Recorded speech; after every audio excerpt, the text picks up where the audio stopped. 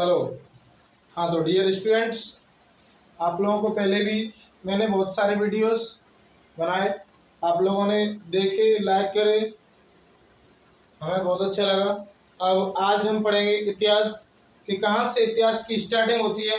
सबसे पहले किस साइंटिस्ट ने हमें इतिहास के बारे में बताया और किसने हमें इतिहास से जागृत किया, कब से इतिहास की लिखावट स्टार्ट हुई और किसने लिखा, वो आज हम सारी चीज़ें डिस्कस करेंगे। तो अभी हम 1 मिनट का ब्रेक लेते हैं थोड़ा और उसके बाद स्टार्टिंग करते हैं।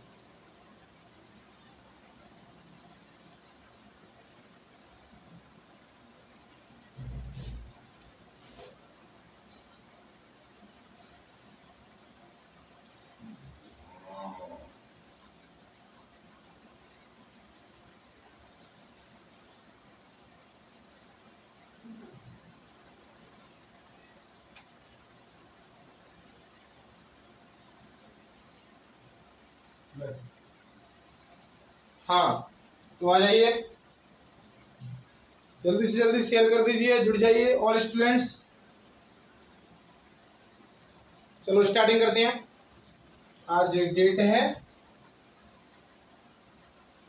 25 सितंबर एंड 2022। सब्जेक्ट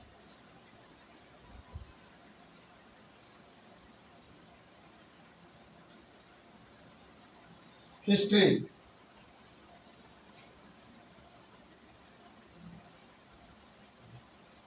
तो चलो देखते हैं, फिर स्टार्ट करते हैं। इतिहास को पढ़ने के लिए हमारे पास कुछ मेन फैक्ट होते हैं, उन फैक्टों को समझना अति आवश्यक है। किस तरीके से वो देखना है।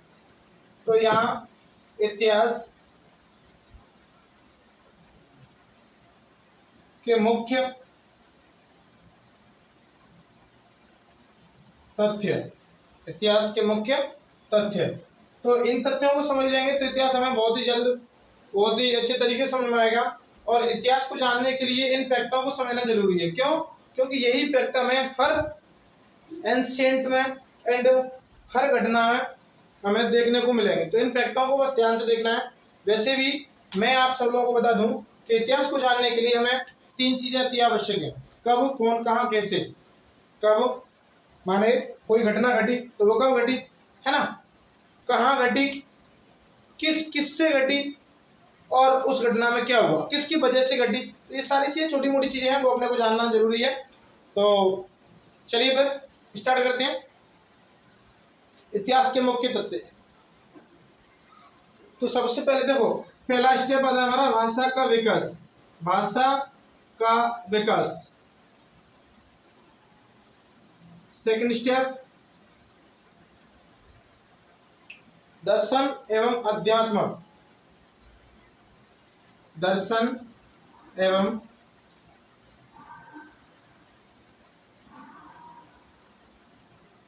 अध्यात्म। तीसरे नंबर पर आती है हमारी कला।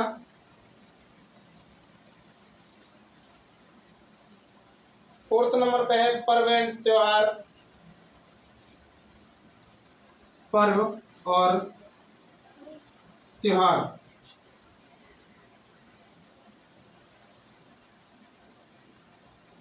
पांचवें नंबर पर आता है हमारा धर्म,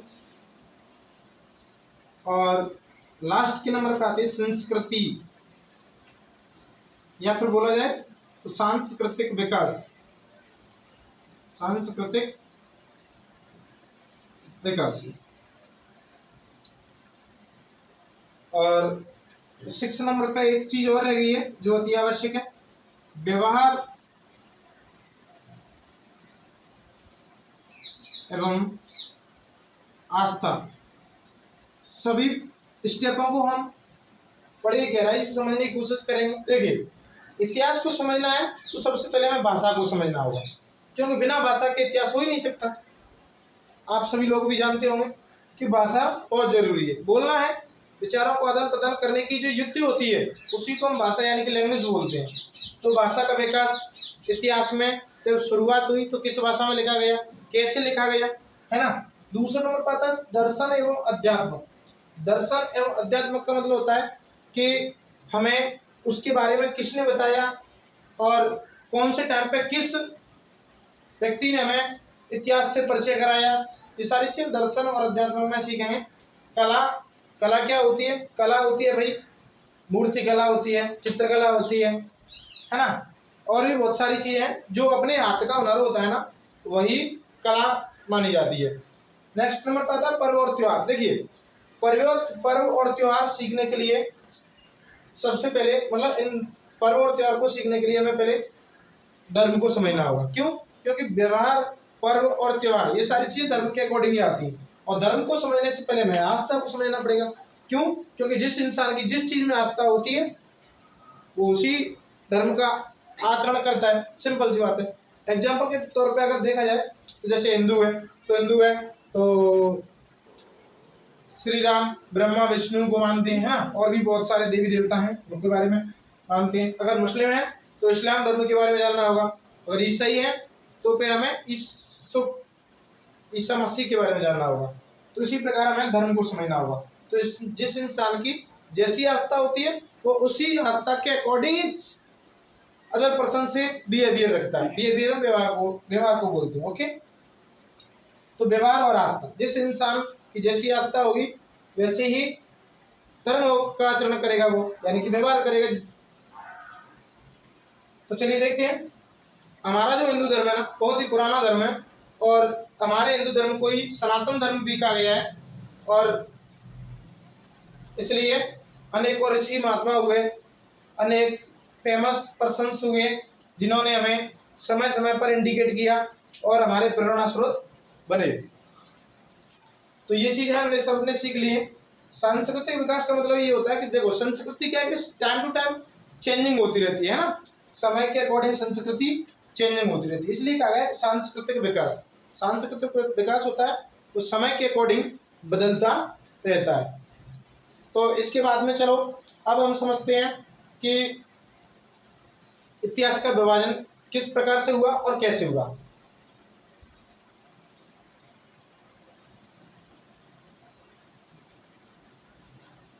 डिवाइडेशन ऑफ हिस्ट्री, इसका मीन्स होता है बच्चों इतिहास का विभाजन। इतिहास का विभाजन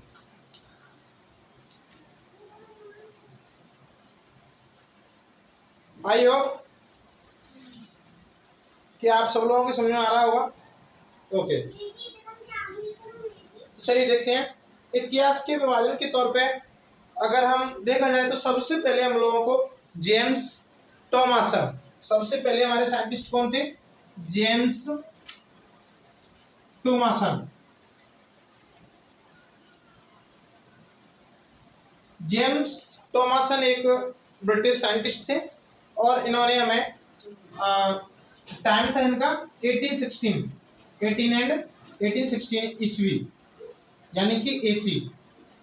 हाँ, ये और समझ लो एसी एंड बीसी क्या होता है भाई? AC and BC, AC and BC, तो इन दोनों का डिफरेंस ये होता है। देखो सी का मतलब होता है क्रिश्चियन। क्रिश्चियन कौन थे? जो ईसाई धर्म के, जो ईसा मसीह है उनको माना जाता है। तो सी का एसी का मतलब होता है आफ्टर क्रिश्चियन, मतलब ईसा मसीह के बाद की बात होती है, और बीसी का मतलब होता है ईसा मसीह के जन्म से पहले की बात होती है। ठीक है, अगर बीसी लगा हुआ है तो हम समझ जाएंगे कि ईसा मसीह के जन्म से पहले की बात हो रही है, अगर एसी लगा होता है तो हम समझ जाएंगे कि जन्म के कब की बात हो रही है? बाद की बात हो रही है। ठीक है, तो एसी और बीसी आप लोग समझ गए होंगे। आई hope you understand now. Okay, तो चलिए देखते हैं इतिहास के विभाजन के तौर पर जेम्स टॉमासन ने 1816 के टाइम पे हमें इतिहास के बारे में बताया, और इन्होंने हिस्ट्री को 3 पार्ट्स, कितने पार्ट्स? 3 पार्ट्स में इन्होंने पूरी हिस्ट्री को विभाजित कर दिया। वो कैसे? चलिए देखते हैं। पहला स्टेप इन्होंने दिया जिसको हम बोलते हैं पाषाण काल। क्या बोलते हैं? पाषाण काल। सेकंड स्टेप होता है हमारा, वो था कांस्य काल। कांस्य काल। और तीसरे नंबर का स्टेप आता है हमारा लोह काल। लोह काल। चलो इन तीनों में हम डिफरेंस भी देखते हैं क्या क्या है। पाषाण काल क्या होता है भाई, कांस्य काल क्या होता है, लोह काल क्या होता है। ये तीनों चीजें हमें जानना बहुत ही जरूरी है। ये हमें किसने बताया था, जेम्स थॉमसन नामक साइंटिस्ट ने हमें बताया था। किस टाइम बताया था, 1816 ईस्वी में। ओके हाँ भाई, तो पाषाण काल का मीन्स ये हुआ बच्चों कि इस टाइम पे केवल पहले आदि मानव थे, है ना, आदि मानव थे। और आदि मानव थे तो वो लोग क्या है, जंगलों में रहते थे। और जंगलों में रहते थे तो मांस वगैरह खाते थे, है ना, जीवों को मार करके, पशु पक्षियों को मार करके वो अपना पेट भरते थे। क्योंकि उनको अभी जो नॉर्मली अपन भोज्य पदार्थों का यूज करते हैं उस टाइम पे उनको जानकारी नहीं थी, तो उस वजह से उस टाइम को क्या कहा गया, पाषाण काल। चलिए इसके बाद में फिर आते हैं हम कांस्य काल। कांस्य काल क्या क्या मतलब है, कांस्य काल का मतलब ये है कि एक ऐसा टाइमिंग, एक ऐसी टाइमिंग कि जिस टाइमिंग में हमें कांसे की धातु के बारे में जानकारी मिली। किसकी धातु के बारे में मिली, कांसे की धातु के बारे में। तो उसी वजह से उस टाइमिंग को क्या नाम दे दिया, कांस्य काल। और उसके बाद में फिर आया लोह काल। कौन सा आया, लोह काल, जिसे हम 6वीं शताब्दी के टाइमिंग मानते हैं। तो ये तीनों कालों के बारे में, तीनों टाइमिंग के बारे में हमें किसने बताया भाई, जेम्स थॉमसन नामक साइंटिस्ट ने। ओके 1816 में। इसके बाद में फिर अब देखो शुरुआत तो इन्होंने कर दी, इनके बाद में फिर अगले साइंटिस्ट आए भैया, वो कौन थे, उनका नाम था जॉन लोबाक। जॉन लोबाक, इसको भी ध्यान से समझना है। जॉन लोबाक क्या है, तो जॉन लोबाक भी एक ब्रिटिश साइंटिस्ट थे और इन्होंने भी इतिहास को 3 पार्ट्सों में डिवाइड किया। लेकिन इन्होंने अलग अलग पार्ट्सों में डिवाइड किया। वो कैसे, इनकी टाइमिंग थी, टाइमिंग देख लेते हैं। इनकी टाइमिंग थी बेटा 1865 ईस्वी, यानी कि एसी, है ना। हाँ भाई, तो इनकी टाइमिंग क्या थी वो भी देख लेते हैं। जॉन लोबाक ने 3 हिस्सों में हमें बताया था, लेकिन 3 हिस्सों को जानने से पहले ये भी देख लेते हैं कि उन्होंने किस चीज में हमें बताया कि 3 हिस्से होते हैं या 2 हिस्से होते हैं। तो देखते हैं। तो इनकी बेटा एक पुस्तक थी, उस पुस्तक का नाम है pre story times. Pre story times.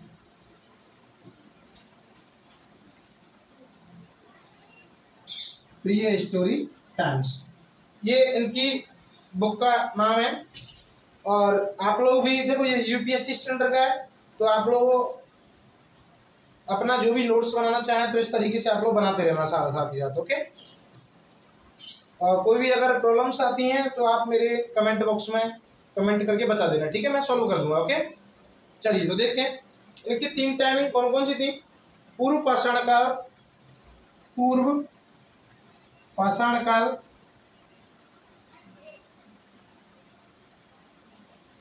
पूर्व पाषाण काल, है ना।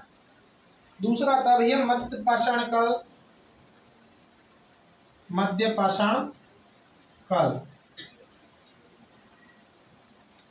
और तीसरे नंबर पर आता है सर, उसका नाम है नव पाषाण काल।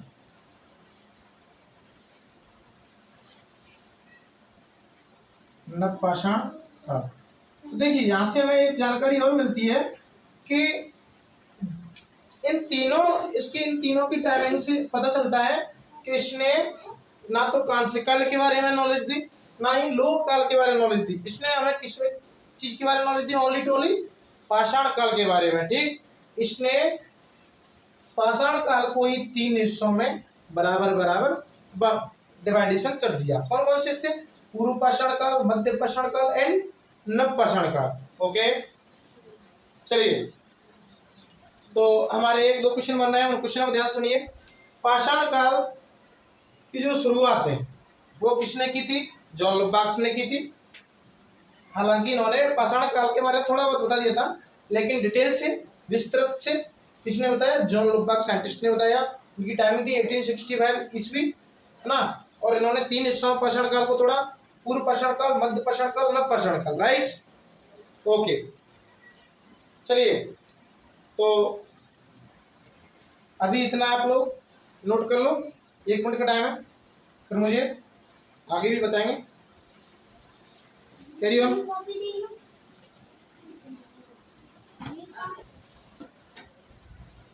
चलिए तो अब मैं रेस्ट कर देता हूँ। आई होप आप लोगों ने नोट कर लिया होगा। ओके,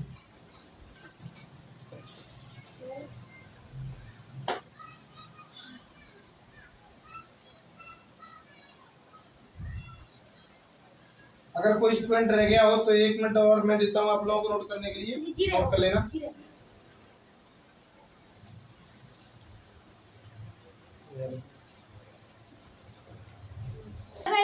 ओके, तो आप लोगों ने नोट कर ही लिया होगा समथिंग।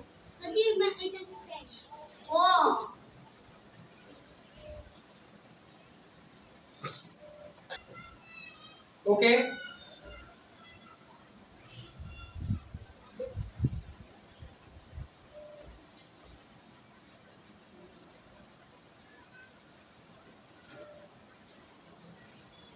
चलिए तो अब हम आगे बढ़ते हैं।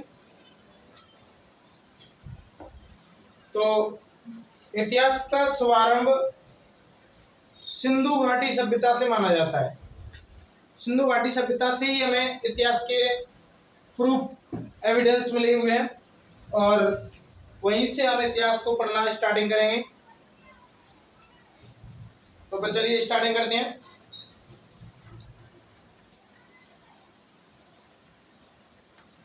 ओके,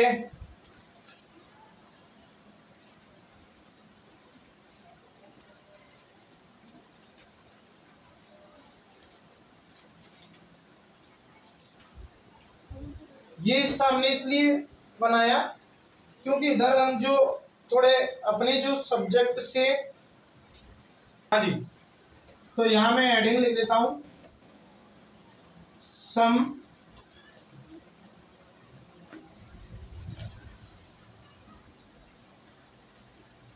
some important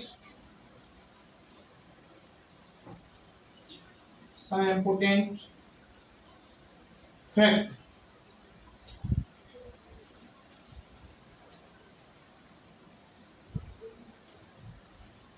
इसमें हमें थोड़े अलग अलग पॉइंट हैं, वो मैं इधर शेयर करता रहूंगा आप लोगों से, और जो अपना मेन डाटा चल रहा है वो इधर चलेगा ही। ओके, चलिए देखते हैं। तो पहले इधर देख लेते हैं सिंधु घाटी सभ्यता। सिंधु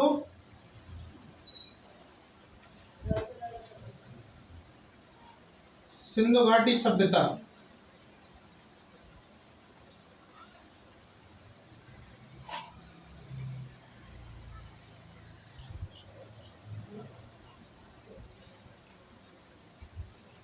सिंधु घाटी सभ्यता काफी बड़ी थी, तो हम उसमें देखते हैं कि क्या क्या उसके अकॉर्डिंग उसमें आता है ना।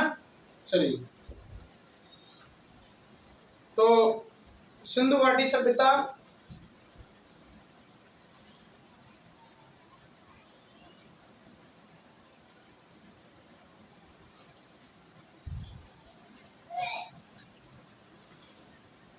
पंजाब,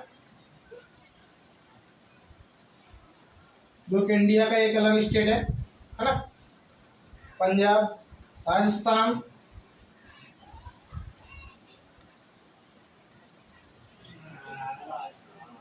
पंजाब, राजस्थान, गुजरात,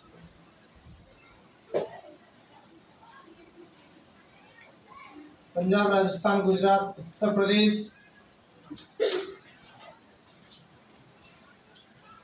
बलूचिस्तान,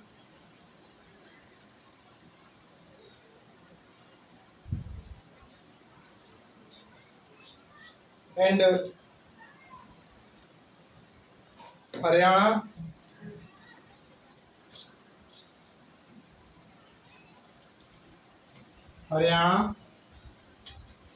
और क्या था हमारा, सिंध प्रदेश।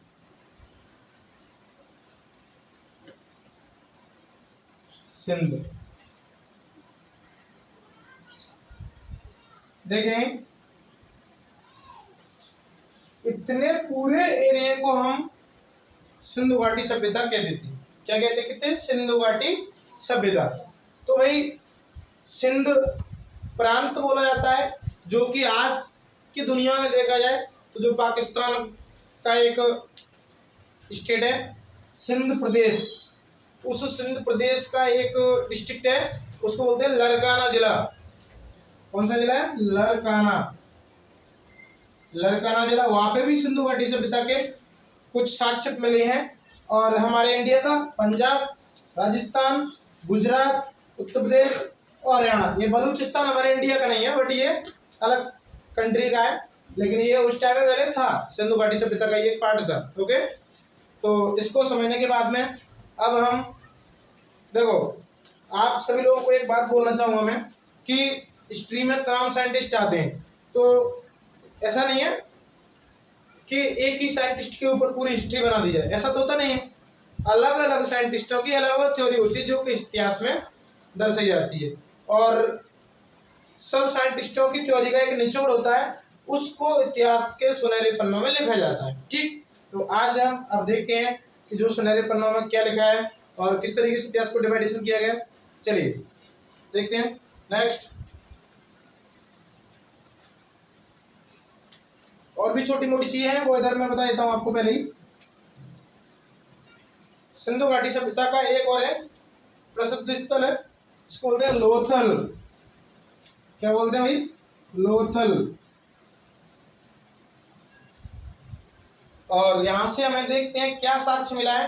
लोथल के पूर्वी भाग में, लोथल के पूर्वी भाग में, लोथल के पूर्वी भाग में गोदीवाड़ा, पूर्वी भाग में क्या था? गोदीवाड़ा, और अगला था धौलावीरा। अगला क्या था? धौलावीरा। धौलावीरा, ठीक है। अब यहां से क्या मिला? बड़े आकार की, अब इन दोनों जगहों से क्या मिला भाई? बड़े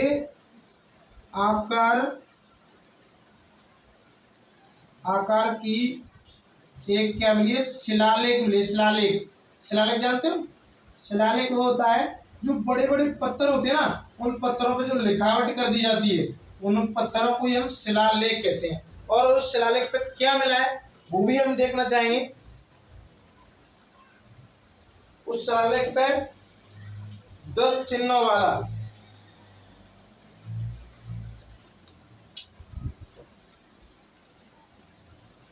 10 चिन्ह, बड़े आकार की शिलालेख पर 10 चिन्ह मिले हुए हैं, और उसी के पास में ही एक हल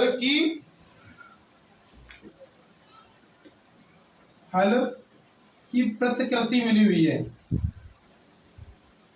तो इनके भी वहां पे साक्ष्य मिली हुई है। ठीक है,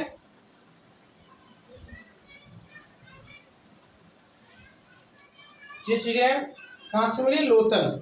लोथल के पूर्वी भागों में दो, जैसे आज के टाइम पे देखा जाए तो डिस्ट्रिक्ट होता है ना, डिस्ट्रिक्ट के अलग अलग पार्ट्स होते हैं जो कि नगर निगम में बंटे होते हैं, नगरों में, है ना। उसी प्रकार पहले लोथल का पूर्वी भाग था, वहां पे भी दो चीजें थी, गोदीवाड़ा एंड धौलावीरा। और इन दोनों जगहों से बड़े आकार की शिलालेख मिला हुआ है एक, और उस शिलालेख पे 10 चिन्ह मिले हैं जो कि अलग अलग भाषाओं में अंकित किए हुए हैं ना। और उसी शिलालेख पे एक हल्की प्रतिकृति भी मिली हुई है, हल्की जो खेतों में जलाने वाले होते हैं ना, उसकी प्रतिकृति मिली हुई है, उसके साक्ष्य मिले हुए हैं। कहां से? लोथल के गोदीवाड़ा एंड धौलावीरा से, राइट।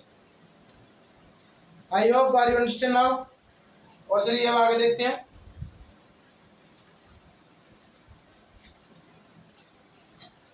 इतिहास। अब हम चलते हैं सुनहरे पन्नों की तरफ। अभी तक हमने क्या सीखा कि जो साइंटिस्टों ने बताया अपनी अपनी खोज में, सर्चिंग में, वो हमने अभी तक जान लिया है ना।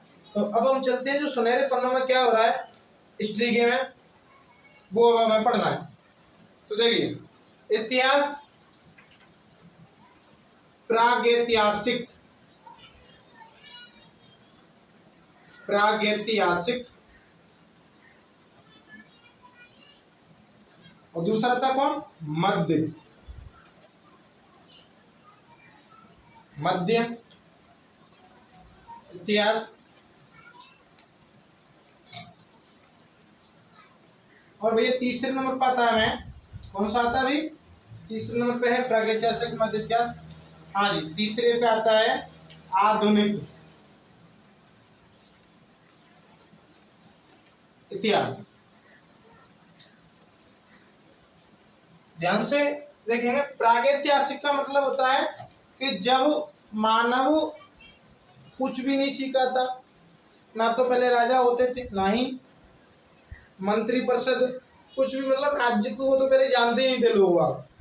तो उससे पहले का जो इतिहास है उसे हम क्या बोलते थे, प्रागैतिहासिक। ठीक, प्रागैतिहासिक। मध्य इतिहास में क्या हुआ कि राज्य बन गए, है ना, राज्यों को राजस्व लोग संभालने लगे, फिर उनकी प्रजा बनी, सैनिक बने, है ना, सेना बनी, तो इस तरीके से राज्य बने। और फिर उसके बाद में आधुनिक इतिहास आया। कब आधुनिक इतिहास आया था, इनकी टाइमिंग अलग अलग है, वो अभी मैं टाइमिंग आप लोगों के साथ शेयर कर दूंगा, तो बस ध्यान से समझते जाएंगे। यहाँ पे हमें सुनहरे पन्नों की शुरुआत यहीं से शुरुआत होती है कि इतिहास को 3 हिस्सों में बांटा गया, प्रागैतिहासिक, मध्य इतिहास एंड, मध्य इतिहास बोले या फिर मध्यकाल का इतिहास भी बोल सकती हैं, मध्यकाल, और इसको आधुनिक, आधुनिक इतिहास या फिर आधुनिक काल भी बोल सकते हैं ना,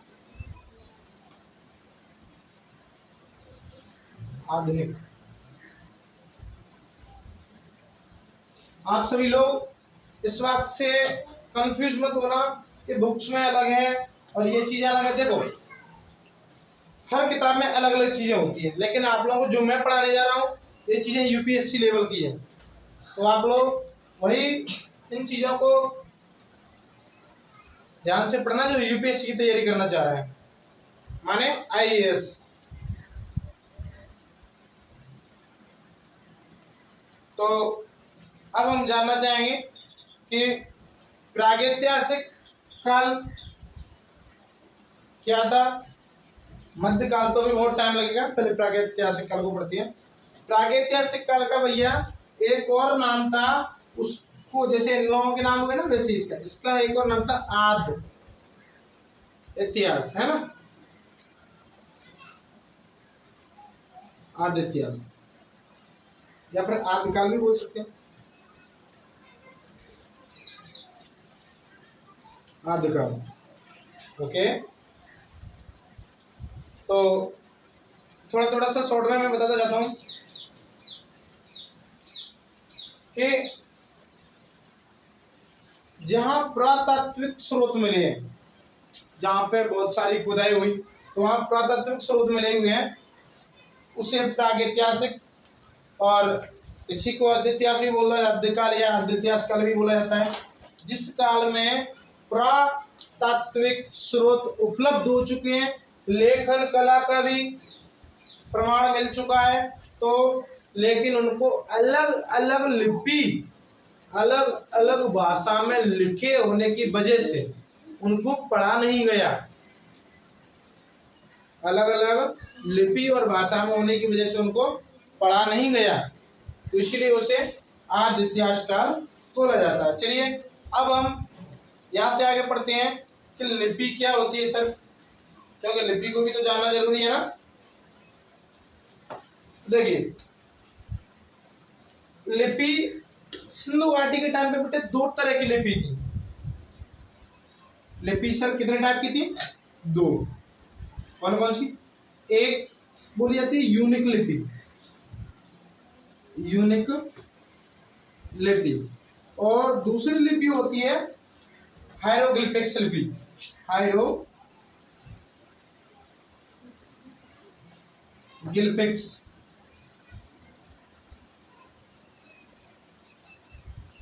लिपि, यूनिक लिपि, हायरोग्लिफिक्स लिपि। ठीक है, तो यूनिक लिपि और हायरोग्लिफिक्स, यूनिक लिपि कौन सी जगह की थी? उस जगह का नाम है मेसोपोटामिया। मेसोपोटामिया,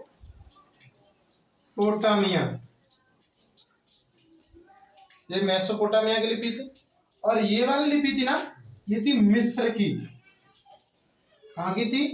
मिस्र, मिस्र देश की, जहां से हमारे केमिस्ट्री का उद्घाटन हुआ। समझे कि नहीं समझे? चलिए तो देखते हैं, इसका टाइमिंग था 3400 बीसी। बीसी और एसी का मतलब मैं आप लोगों को वीडियो के स्टार्टिंग में समझा चुका हूं। ठीक है, तो 3400 बीसी और इसका टाइमिंग था भैया 3100 बीसी। ठीक,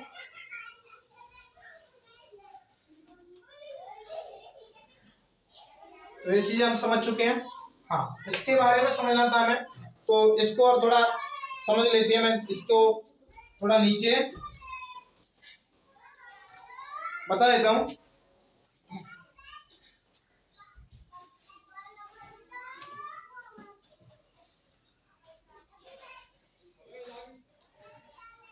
मानव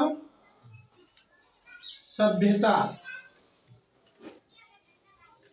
और विकास,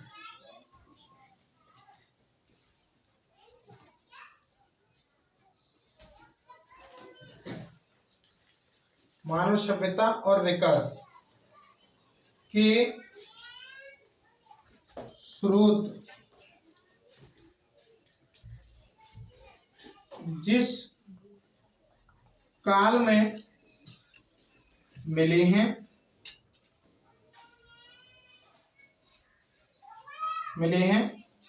उसी काल को कौन सा काल कहा जाता? प्रागैतिहासिक, प्रागैतिहासिक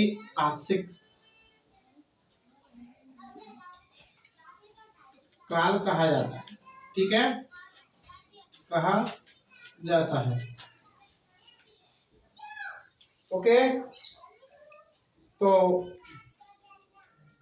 आज हमने बहुत सारा पढ़ लिया, आज के लिए इतना ही काफी है। प्रागैतिहासिक काल से आगे अब पाषाण काल आएगा, मध्य काल आएगा। ऑलरेडी इससे पहले वाले फ्रंट में मैं आप लोगों को बता ही चुका हूं, है ना। तो कल से हम पढ़ेंगे पाषाण काल। Okay all students, I hope you are understand now.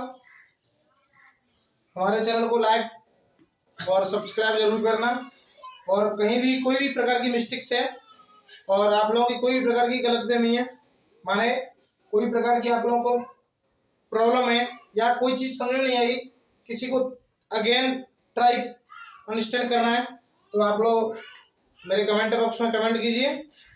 मैं हर पल हर टाइम आप लोगों के लिए रेडी हूँ।